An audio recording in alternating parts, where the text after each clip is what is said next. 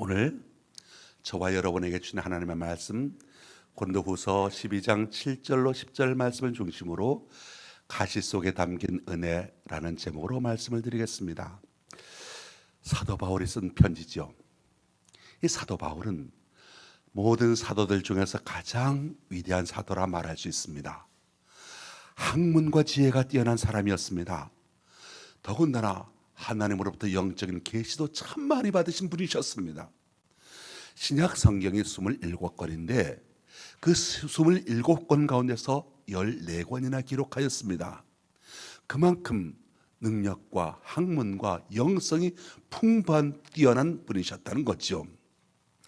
거기에다가 복음 전도에 대한 열정도 대단하신 분이라서 세 차례에 걸친 전도 여행을 통해서 소아시아와 유럽 지역의 여러 교회들을 세웠고 초대교회가 전 세계로 퍼져나가는데 그야말로 획기적인 중요한 경인차 역할을 하신 분이십니다.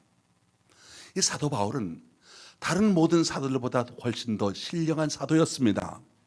하나님의 능력, 하나님의 은혜를 많이 받으신 분이셨습니다.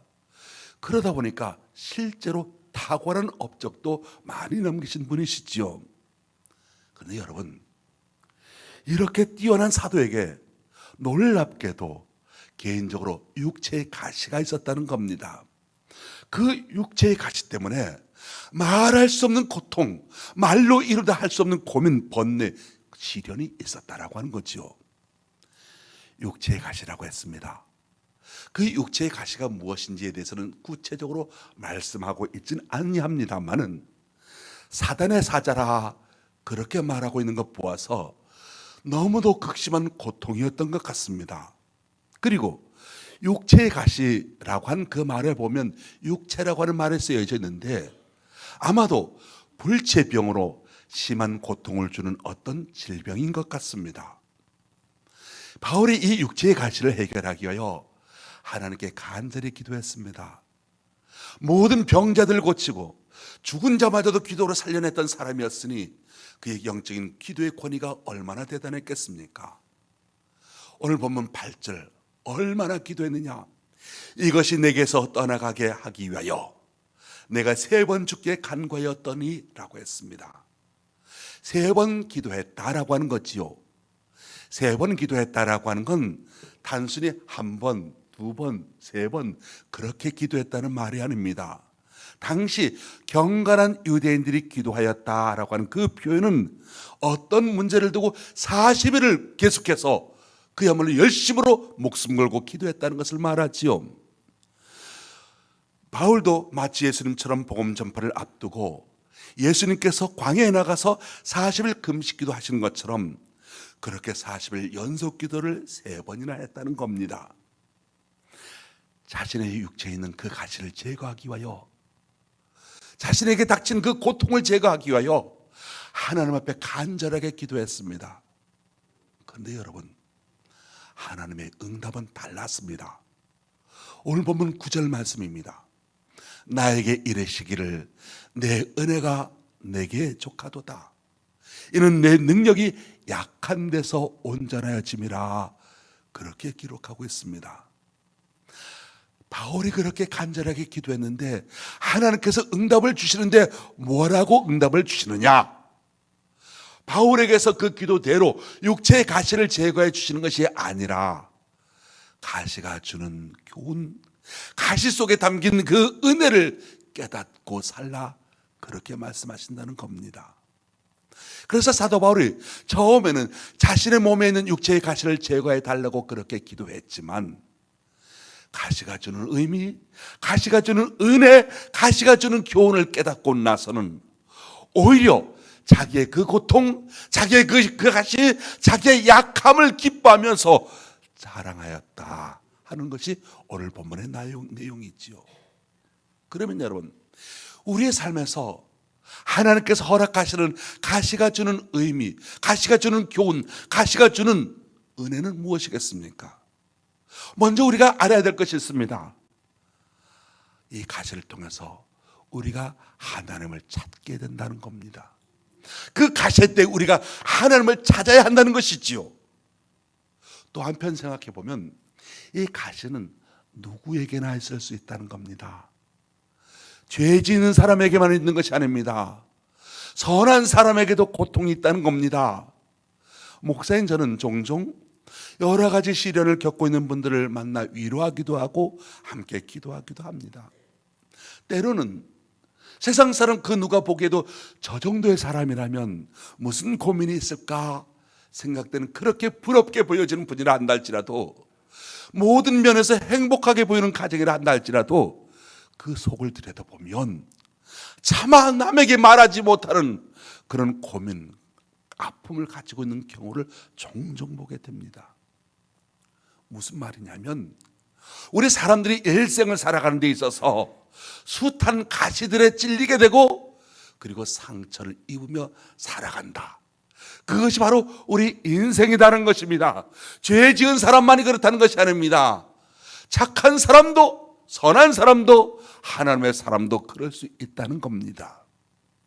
가시는 나에게만 있는 것이 아니라, 악한 사람에게만 있는 것이 아니라 누구에게나 있는 보편적인 일이다라고 하는 겁니다. 그러면 그 가시가 나에게 주는 의미는 무엇이겠습니까? 우리가 인생을 살아가면서 여러 가지 시련을 겪으면서, 그래서 그 시련을 통해서 성장하게 됐죠. 아이들을 키워보셨지요. 갓난아이들 때로 잘 자라다가 몹시 아픕니다.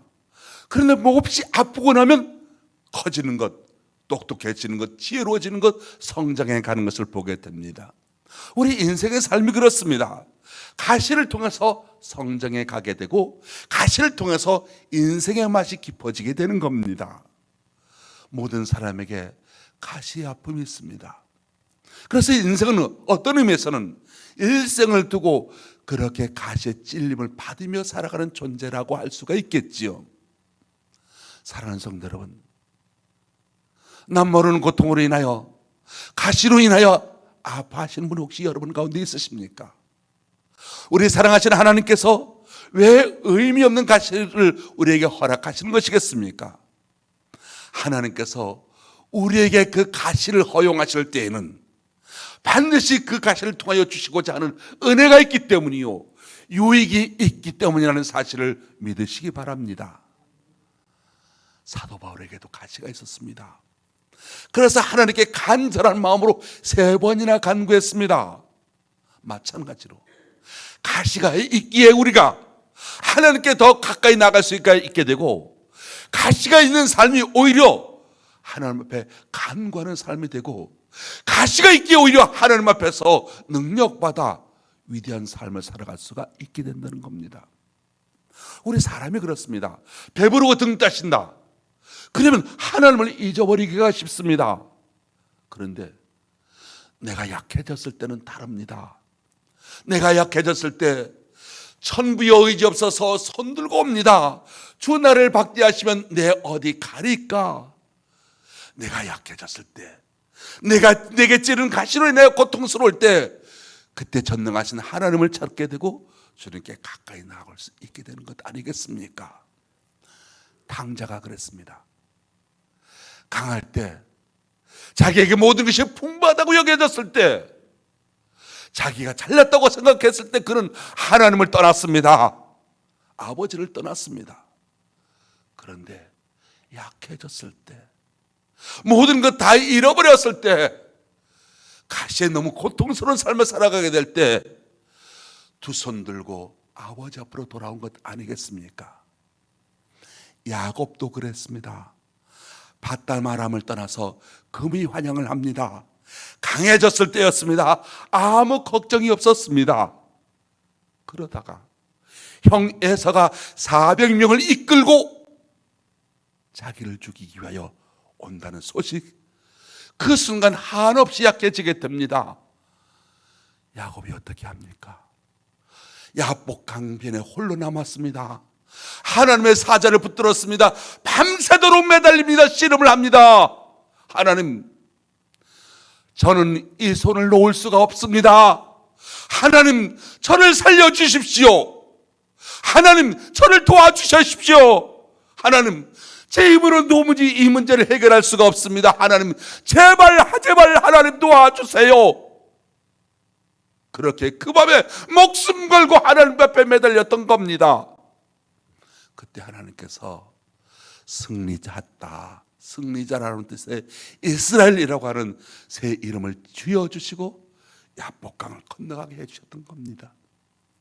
그 야복강가에서 하나님을 만나고, 비록 그가 약해졌으나 그 약함을 통해서 기도하게 되고, 그리고 야복강을 건너갔을 때 형 에서가 죽이기는커녕 오히려 따뜻하게 영접하는 역사가 일어났던 것 아니겠습니까?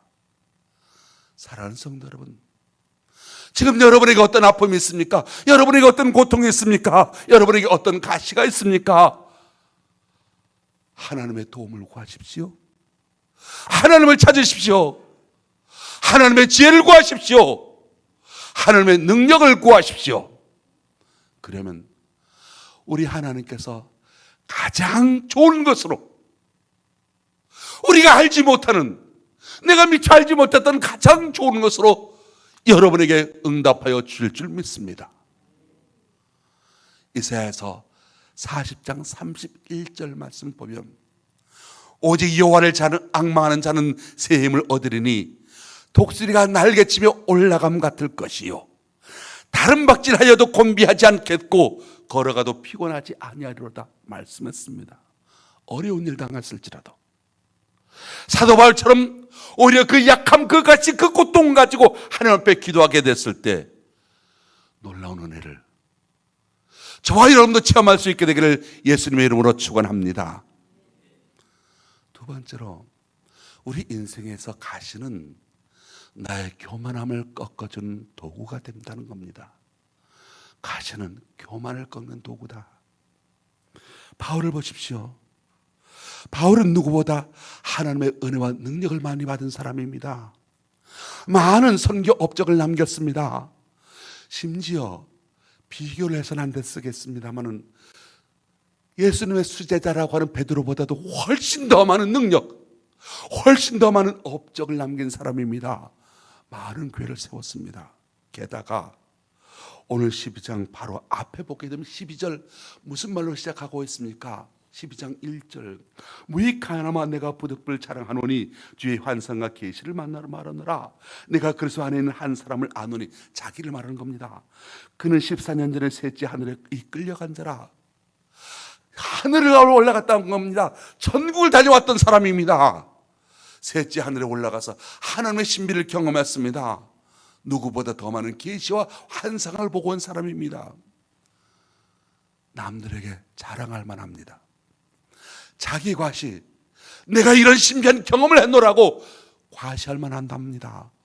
얼마든지 교만할 수 있는 사람입니다. 모든 사람이 다 그렇죠.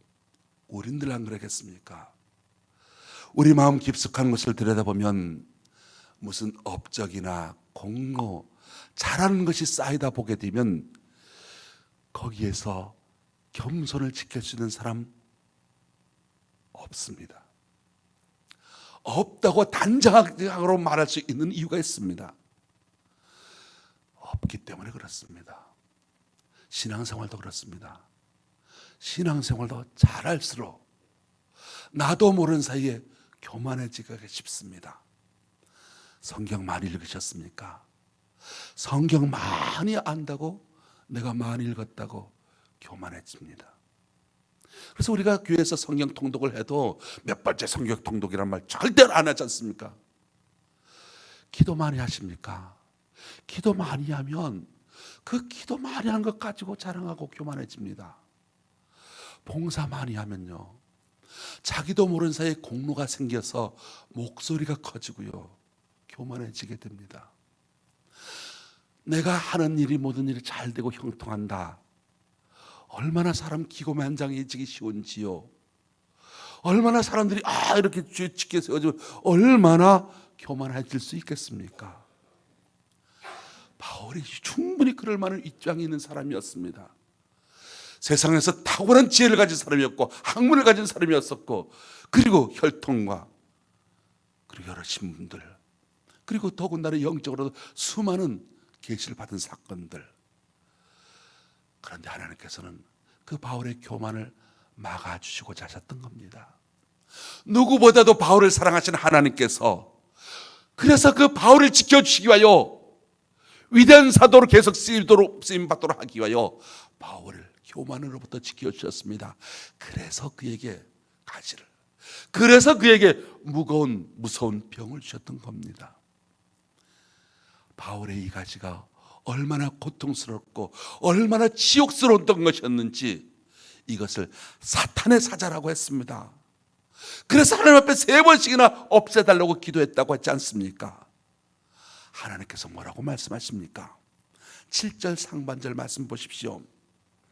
여러 계시를 받은 것이 지극히 크므로 너무 자만하지 않게 하시려고, 너무 자만하지 않게 하시려고, 너무 자만하지 않게 하시려고.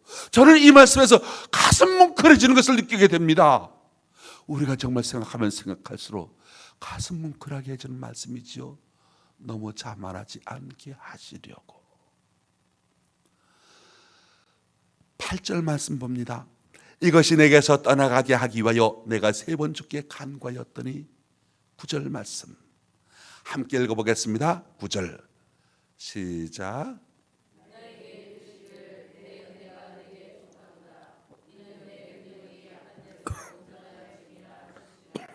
아멘.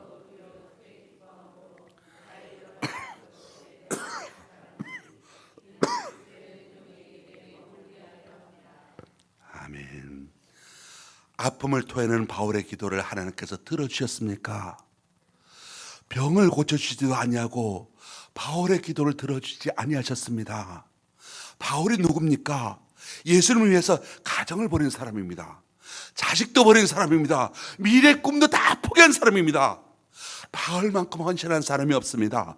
이런 사람 기도를 들어주지 아니한다면 누구의 기도를 들어주셔야 되겠습니까? 우리가 인간적으로 생각해 볼 때 다른 사람 기도는 몰라도 바울의 기도만큼을 꼭 들어주셔야 한다고 그렇게 생각합니다. 그런데 하나님께서는 이 바울의 기도를 이런지야 거절하십니다. 기각하십니다. 듣지 않은 것이 아니라 아예 거절하셨다고 했습니다. 왜 거절하셨느냐? 깊은 뜻이 있기 때문이라는 것이지요. 10절 말씀 보면 내가 약한 그때 강함이라. 단순히 바울의 아픔을 해결해 주는 것이 아니라 오히려 그 아픔을 통해서 바울을 더 풍요로운 사람으로 만들어 가신다라고 하는 겁니다. 내가 약한 그때 강함이라. 오히려 더 강한 사람으로 아픔을 통해서 예수 그리스도의 십자가의 능력을 경험하는 사람으로, 그 신비를 경험하는 사람으로 만들어 가신다는 겁니다. 우리의 인생을 가만 돌아보십시오. 우리가 아픔 때문에 하나님의 은혜를 붙든 것 아니겠습니까? 내가 연약하기 때문에 그래도 한밤중에 교회에 나와 기도할 수 있었고 새벽에 나와 기도할 수 있었고, 내게 아픈 마음이 있었기에 고통이 있었기에 하나님을 의지했던 것 아니겠습니까? 또 내게 아픔이 있으니까 그래도 다른 사람한테 내가 함부로 큰 소리 칠 수 없고, 내게 약점이 있으니까 다른 사람 앞에서 내가 그래도 비굴해지거나 겸손할 수 있는 것 아니겠습니까? 내 삶에 부끄러움이 있으니까 다른 사람의 실수와 허물, 부끄러움을 이해할 수 있는 것 아니겠습니까? 사람은 아픔을 느낄 때 겸손해집니다.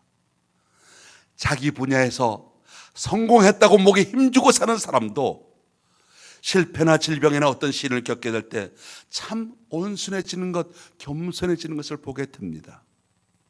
육체의 가시가 있어서 자기 몸을 찌르고 상처를 입히고 괴로움을 당하고 보니까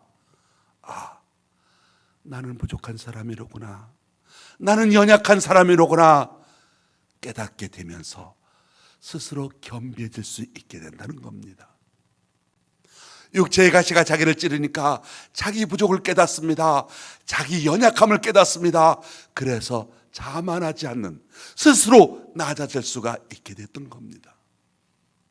하나님은 교만한 자를 벌하시고 겸손한 자를 가까이 하십니다.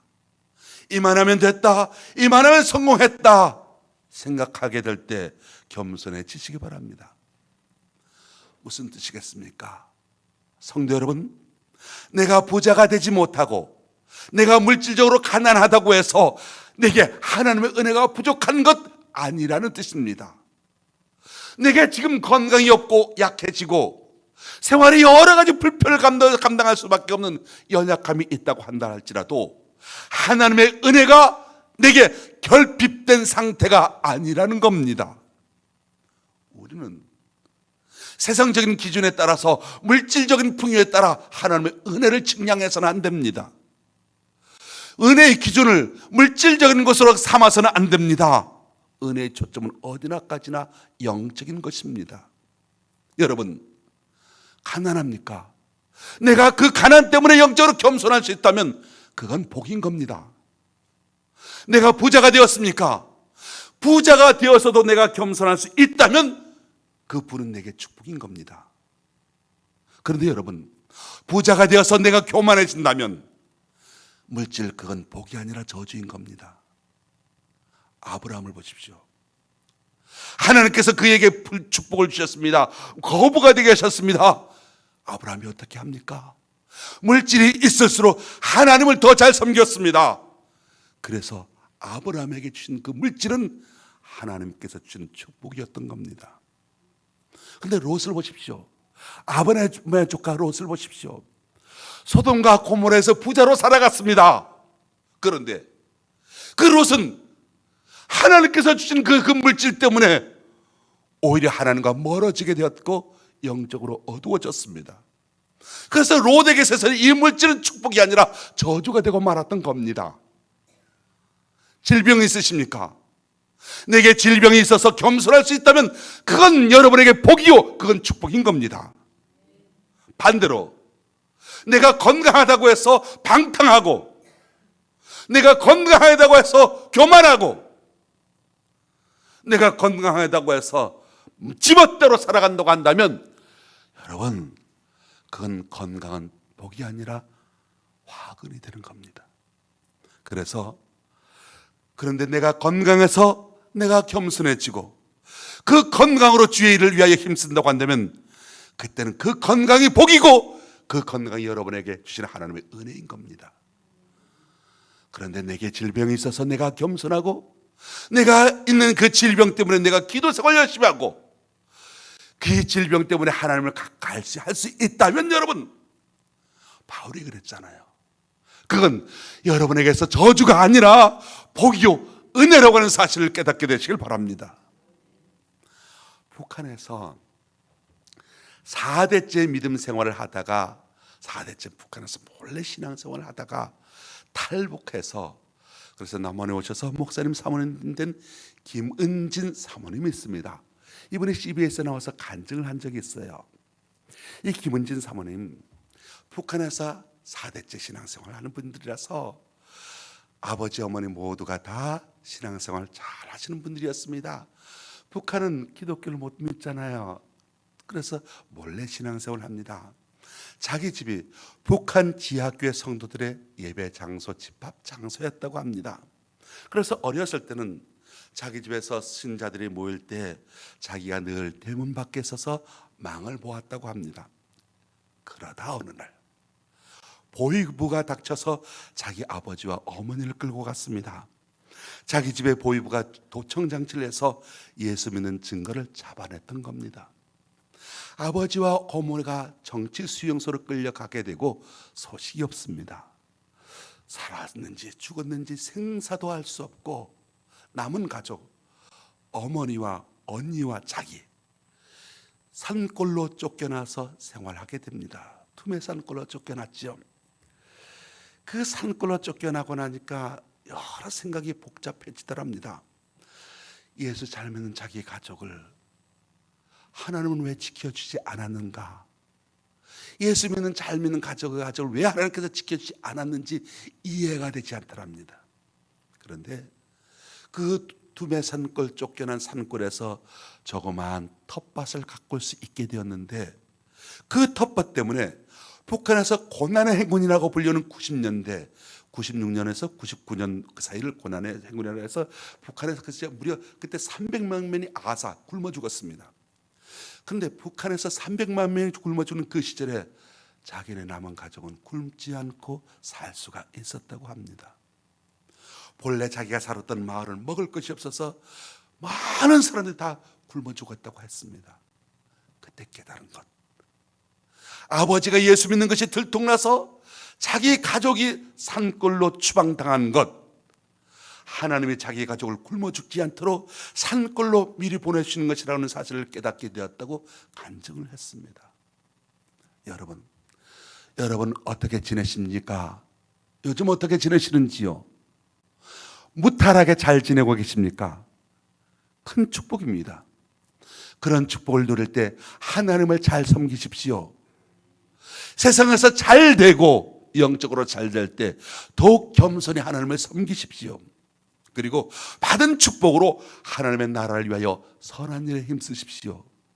하나님께서 굉장히 기뻐하실 것입니다. 어떻게 지내십니까? 가시가 있으십니까?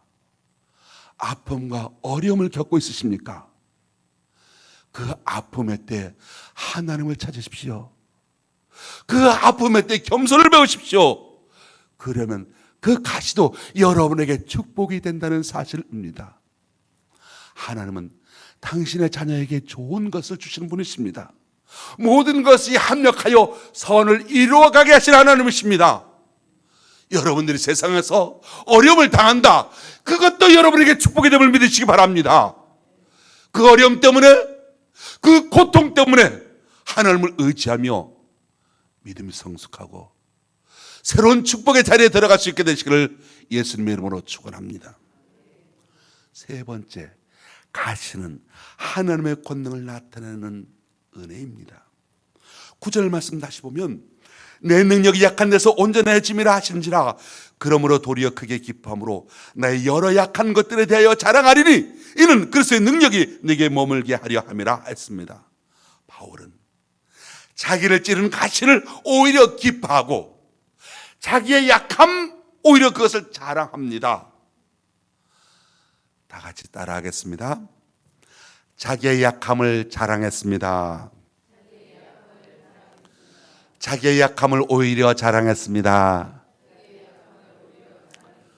10절 말씀, 그러므로 내가 그리스도를 위하여 약한 것들과 능욕과 궁핍과 박해와 곤고를 기뻐하노니 이는 내가 약한 그때의 강함이라. 아멘. 하나님의 능력은 내가 약해졌을 때 온전하여집니다. 그런데 물론 가시가 자체는 선한 것은 아닙니다. 가시 좋은 것도 아닙니다. 그랬기에 사도 바울도 사탄의 사자와 같다고 말했지 않겠습니까? 괴롭힙니다. 못살게 굽니다. 그런데 바울이 기도하는 가운데 족한 은혜를 받고 있습니다. 그 가시를 능히 이겨낼 수 있는 은혜를 받고 있습니다. 이제서는 그래서 억지로 고통을 참아내는 것 아닙니다. 가시가 주는 유익을 생각하면서, 가시가 주는 은혜를 생각하면서 오히려 그 가시로 인하여 기뻐합니다. 그 가시를 허락하신 하나님께 감사하면서 자기의 약함을 자랑하게 된 겁니다. 진주가 어떻게 만들어지는지 아시지요? 부드러운 조개살 속에 깔깔한 작은 돌이 하나 박힙니다. 그 순간 조개가 얼마나 고통스러웠겠습니까? 육체의 가시입니다.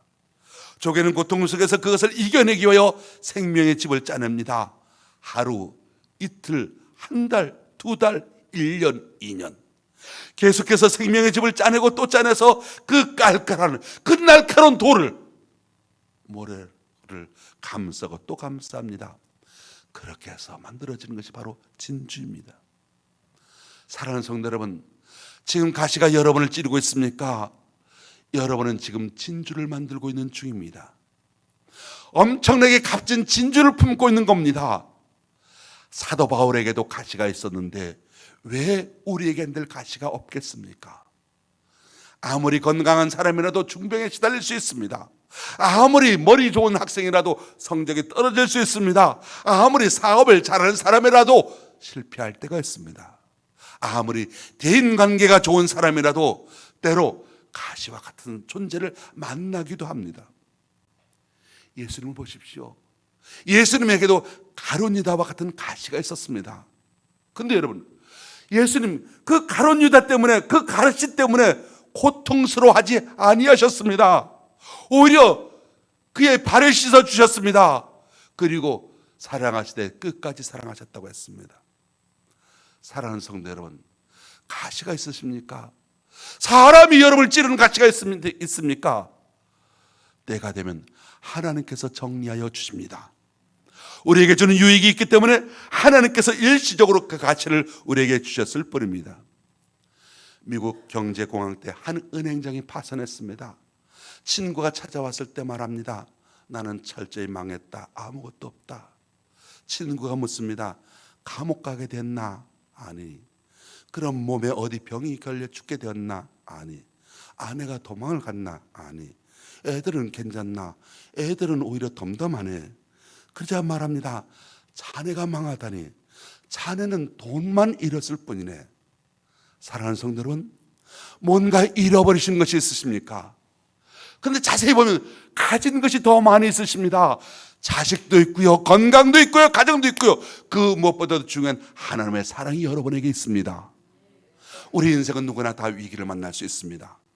경제적인 위기 만날 수 있고, 건강의 위기 만날 수 있고, 사람과의 갈등의 관계 위기를 만날 수 있습니다. 그런데 여러분, 그 위기의 때 그 위기를 위험하게 만드는 사람이 있고, 그 위기를 기회로 만들어가는 사람이 있습니다. 지금 여러분에게 무엇이 남아있습니까? 아무것도 남아있지 않다고 생각하십니까? 아닙니다. 그렇지 않습니다. 여러분에게는 주의 말씀을 묵상할 수 있는 눈이 있습니다. 여러분에게는 기도할 수 있는 손이 있습니다. 여러분에게는 찬양할 수 있는 입이 있습니다. 지금이라도 당장 영과 진리로 하나님께 예배할 수 있습니다. 우리 그리스도인들은 하나님을 만나고 하나님께 예배를 드리며 하나님의 도우시는 손길을 바라보아야 되겠습니다. 그렇습니다. 예배 자리에 나오지 않으면서 하나님의 기적을 바란다면 도둑심포지요. 눈물을 흘리며 씨를 뿌리지 않고서는 어떻게 다른 기쁨으로 거둘 수 있겠습니까? 날마다 하나님 주신 말씀을 비전을 품지 않고서 어떻게 꿈을 발견할 수 있겠습니까? 사랑하는 성도 여러분, 고통이 있으십니까? 날마다 말씀과 기도로 거룩해져 가십시오. 예배를 여러분의 삶의 우선순위로 삼으시고 날마다 영과 진리로 하나님 앞에 서시기 바랍니다. 그러면 모든 것을 아시는 주님, 모든 것을 합력하여 선을 이루어 가시는 그 하나님께서 여러분에게 반드시 가장 좋은 것으로 채워주실 줄로 믿습니다. 384장 2절, 나의 갈 길 다 가도록 예수 인도하시니 어려운 일 당한 때도 족한 은혜 주시네. 나는 심히 고단하고 영혼 매우 가라나 나의 앞에 반석에서 샘물 나게 하신다고. 하나님께서 족한 은혜를 주십니다. 하나님께서 생명수로 우리의 심령을 적셔 주십니다. 그러므로 사랑하는 성도 여러분, 어려운 일 당하더라도 2월 첫 주잖아요. 지금이 오늘이 2월 첫 주입니다. 1월달 큰 꿈을 가지고 시작했는데 별로 시작부터가 별로 탐탁찮아 보이십니까? 염려하지 마십시오. 어려움을 당했을 때 자기 힘으로 해결하지 말고 사도 바울처럼 하나님 앞에 기도드릴 때 놀라운 하나님의 은혜를 체험하는 저와 여러분 되시길 주의 이름으로 축원합니다. 사도 바울처럼 가시를 주신 하나님께 도리어 영광과 찬송과 경배를 돌리며 우리의 약함을 자랑할 수 있는 삶이 되시기를 예수님의 이름으로 축원합니다.